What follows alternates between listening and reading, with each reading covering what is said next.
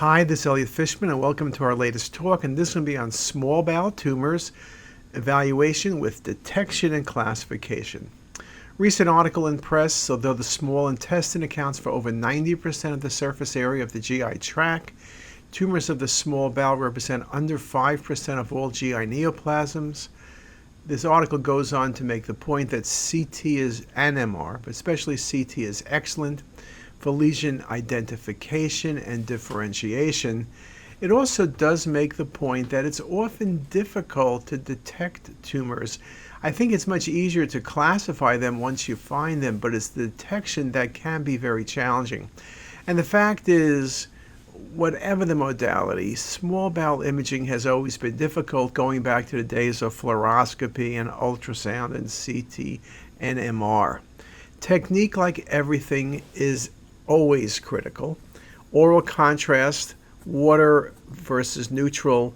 If looking for small bowel tumor and you're not looking for fistula, water is an ideal agent, distends the small bowel, and also you can get a really good look at the mucosal enhancement. And particularly for smaller lesions, this indeed can be critical. IV is critical. If you're not using IV, you'll miss most lesions. And again, about 100 to 120 cc's at 5 cc's per second is ideal. And that works out very, very nicely. Now, also to remind everyone that whether you're using positive or water as an agent, you can miss things if you're not careful. In this case, this was read as normal, but you can see there's a mass there, which was a GIST tumor. Now, I will admit, I guess they thought this was unopacified bowel, which is really not unreasonable till you look at the coronal views. And it's very obvious on the coronal view there's a mass present. And you could argue if this is a GIST or this lymphoma, it was a GIST, but you can see how easy it is to miss. The patient then came to Hopkins 6 months later, and you can see at first glance you're not really impressed, but when you look carefully at the MIP, you can see the mass with abnormal vascularity of the small bowel, left side of abdomen, nicely shown there. And then when you go to coronal display, you can see it particularly well. You also can see the enhancement, which is not uncommon for GIST tumors. And then when you go into the 3D imaging, you can see that as well, and you see the abnormal vascularity. But you can make the point that the lesion maybe is easier to see here, but it's also easy to miss. So regardless, you need to be careful. So proper technique, as well as not relying on axial images. Do not assume that if you have a question, coronals will be helpful. You always need to look at the coronals because many times I've seen the axials, and this case is a good example, as being fairly unremarkable at first glance. And once you do the coronals, things kind of jump from across the room. Now, when you speak about looking at the small bowel, we typically describe things as CT enterography. And this is good for inflammatory bowel disease, be it Crohn's or GI bleeders or ischemia or tumors. And in this talk, we're really only going to look at tumors. Dedicated tumor study requires dual phase imaging. We don't need non-contrast and we don't need delayed. And we're going to do this with thin sections at 0.75 millimeter thick sections every 0.5. So 1 millimeter or less is what you need to do, because whether it's arterial or venous phase, you want the best reconstructions, be it 2D recons like MPR or 3D volume rendering or MIP. You need the best, and overlapping data becomes critical. Now, the point about the routine use of multiplanar imaging, it's shown in this case. This was read as negative. Now, I went back and I got the best spot for the duodenal lesion, and that's as good as it gets. Okay, and you can see there's a 1 centimeter enhancing lesion, which is a carcinoid. This was not seen on the routine slices, but you know, if you looked at the coronals and the 3D coronal views, look how easy it is to see the lesion. This is a good example of a very flat lesion, and because it was flat, it was hard to see on the axials. Coronals is easy to see, and the enhancement of the lesion, typical in carcinoids, makes it in fact easier. And here it is in 3D again, but you can see how easy it is to miss things if you're not very careful. Now, if we look at some numbers, small bowel neoplasms, less than 5% of GI tract tumors, variable clinical presentation, which makes diagnosis often late and often difficult. As we said, 5% of GI malignancies at best. Frequently, patients age 55 to 64, like most tumors. Survival is good because many of the lesions are picked up when they're not that large, or these lesions are often not that aggressive. You can see in terms of numbers, it's the 23 most common cancer in the U.S. and a little over 1,000 deaths, with the age of diagnosis at 65. Now, when you look carefully, you say, well, what are the small bowel tumors? Really, you talk about 4 types: adenocarcinoma, carcinoids, lymphoma, and sarcoma, or just tumors. And the incidence is increasing. Now, if you ask the question, what's the most frequent tumor, you commonly say adenocarcinoma, but now we realize how many carcinoids there are present now that we do arterial phase imaging and pick up small carcinoids. So depending on the article you read, it's carcinoid or adenocarcinoma. We know, and this is a chart which nicely shows that depending on the tumor type, location will vary. Although carcinoids can be in duodenum, and they're most common in ileum.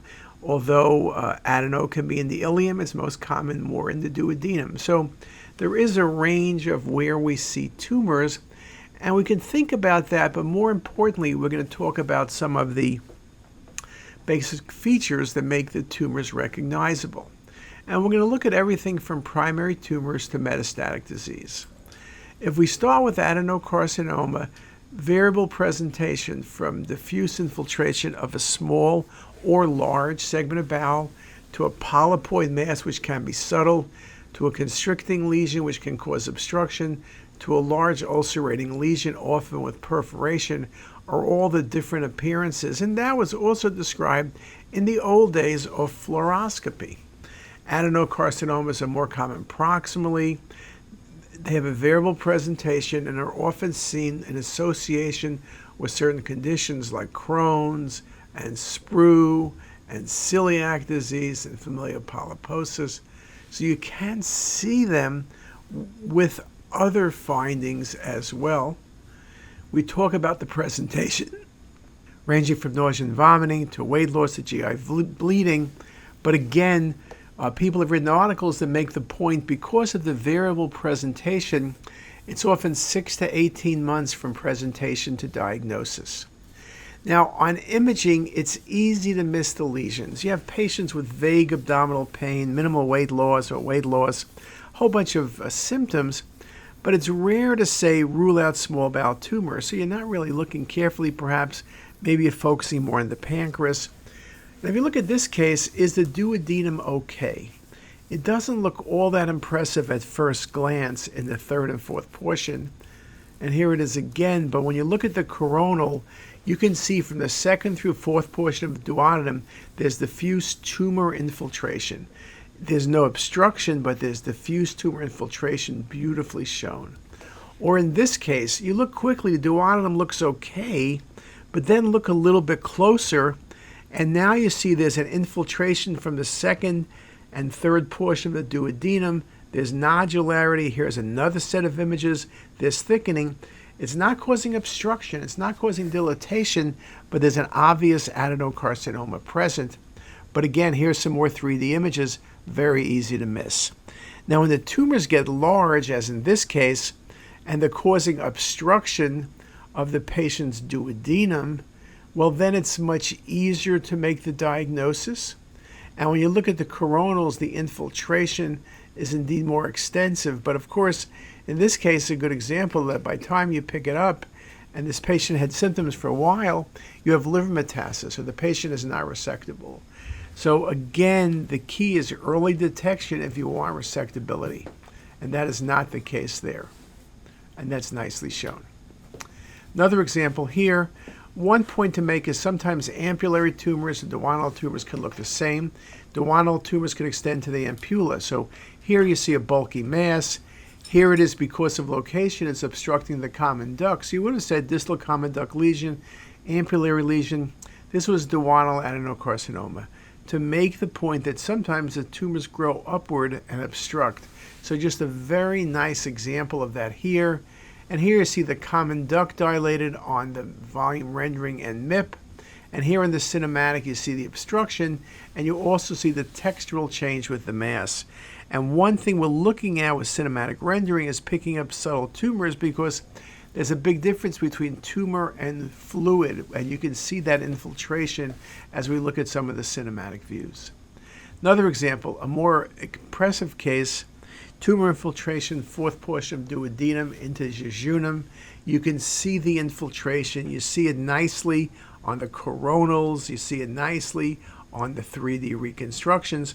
And you can see it's diffuse infiltration causing obstruction. Just a very, very nice example. And here it is on the cinematic 3D rendering. You see the duodenum. Red is fluid in bowel.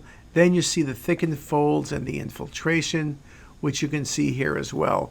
I do like the cinematic. It gives you a good look at the mucosa of the bowel, gives you a good look at fluid, also can show you edema, as well as showing you very nicely the patient's tumor. And you can see the transition by the ligament of Treitz between dilated small bowel and the patient's tumor, very nicely shown. Not every case is simple. This case is a good example. At first glance, you say this is a pancreatic cancer. Then you realize what you're dealing with is a duodenal cancer that's ulcerating, that's obstructing the common duct, giving the patient intrahepatic duct dilatation. So a very, very important thing to remember is sometimes it can be problematic. Now, the truth is you can get a biopsy, and the truth also is that if you're going to do a Whipple's procedure, that's what you do for pancreas as well as duodenal adenocarcinoma.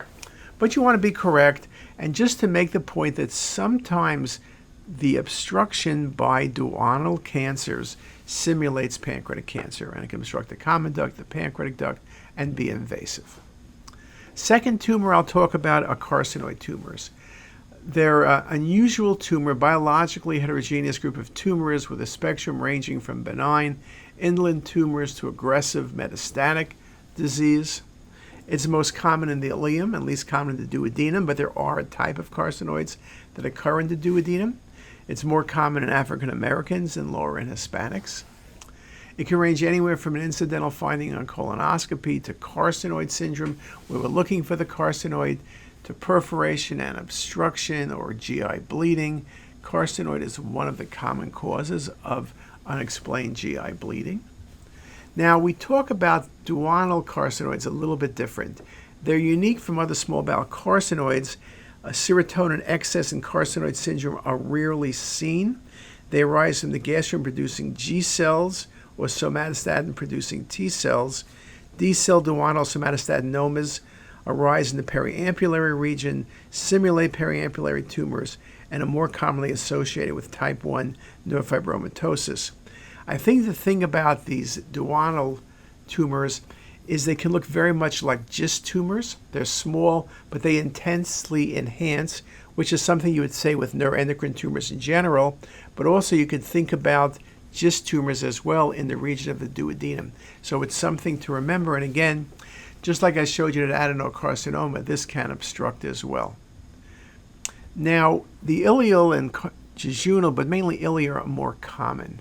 The ileum is the most common site. Arterial phase imaging is now really good for picking up the primary tumor in the bowel, as well as masses in the mesentery, as well as looking at the liver.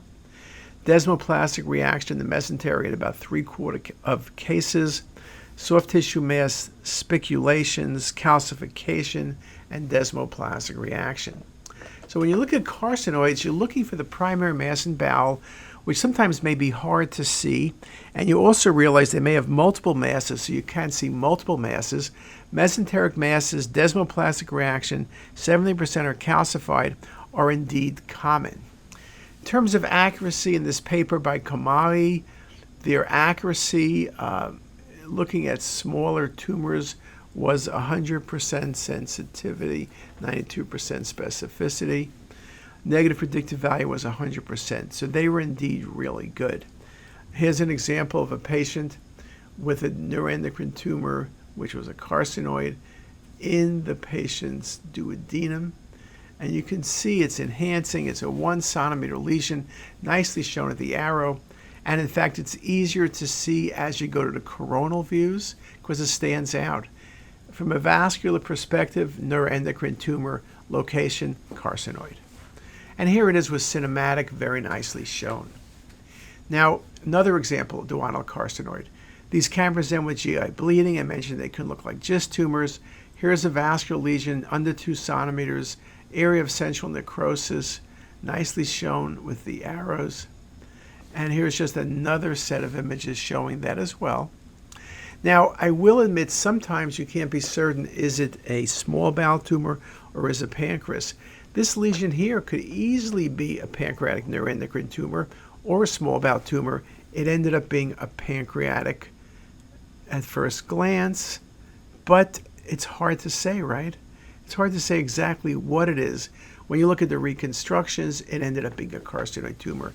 That's a tough call. Another example here, these can be small. Look at the duodenum, 4th portion. There's a 1 centimeter lesion, barely visible, even hard to see in the coronal views, but easier to see there, and nicely shown here. So that's a 1 centimeter carcinoid. Think about how many of these you probably missed. Again, the importance of proper enhancement, proper timing, as well as good bowel distension cannot be overemphasized. And here are some volume rendered views as well, very nicely shown. Now, sometimes, again, this differential between carcinoid or neuroendocrine tumor of duodenum versus pancreas. Here's a good example. You see the 3rd to 4th portion of the duodenum is markedly thickened. That's the infiltrating tumor. Then there's enhancement, and there's an exophytic component, which you can see here, which involves the vessels, particularly the splenic vein, which causes a desmoplastic reaction, which causes multiple collaterals, and that's a really nice carcinoid tumor. And you can see it here as well. Again, on the 3D reconstructions, you see that infiltration of the distal 3rd and 4th portion of the duodenum and how the tumor has caused that desmoplastic reaction, which is also nicely seen on the MIP imaging. Now, when we talk about carcinoid tumors in general, we also like to speak about the masses that are the ones that are most common, that are in the mesentery, and that mesenteric carcinoid is indeed very, very popular. And this case shows you a really good example. Calcification and desmoplastic reaction. You can have calcification, sclerosing mesenteritis, treated lymphoma, but when you start having spiculations and desmoplastic reaction in a mass, you better be thinking carcinoid. So it looks like we're running out of time for this session. Let's do this. Let's pick up with this slide and let's talk a little bit more about carcinoid tumors and location when we get back. Okay, see you in a moment. If you liked what you heard here today, please make sure to hit that subscribe button and visit our website CTisus.com for lectures, quizzes, pearls, and more. Also, be sure to check out our apps that are available for free on the Apple Store. All links are in the description box below.